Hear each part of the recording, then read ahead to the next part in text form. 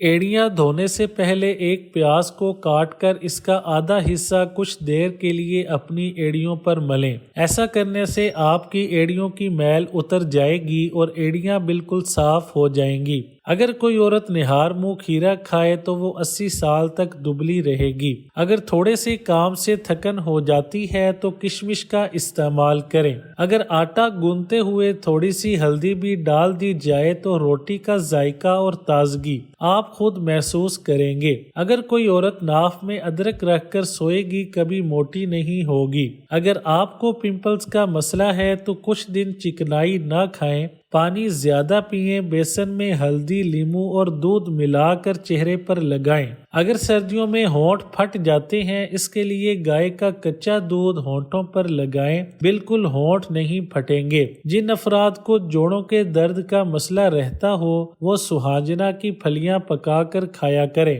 گرم اور میٹھی چیز کھانے کے بعد ٹھنڈا پانی پینا دانتوں کو ختم کر دیتا ہے۔ چہرے کے داغ دور کرنے اور چھائیوں سے بچاؤ یا دانتوں کا پیلا پن دور کرنا ہو، لیموں کا رس منہ پر لگانے سے منہ صاف ہو جاتا ہے۔ اگر خون میں کولیسٹرول بڑھ جاتا ہو تو باقاعدگی کے ساتھ بادام کھانے سے کولیسٹرول کم ہو جاتا ہے۔ کیلا کینسر سے بچاؤ کے لیے بہت مفید ہے، اس کا استعمال کینسر کے مریض ضرور کیا کریں۔ جو صبح روزانہ 7 کھجوریں کھاتا ہے اس پر کسی قسم کا جادو اثر نہیں کرتا۔ ٹھنڈی روٹی کھانے سے دماغ تیز ہوتا ہے۔ اگر چہرہ سانولا پڑ جائے تو چقندر کا حلوہ بنا کر کھانے سے چہرہ سرخی مائل ہو جاتا ہے۔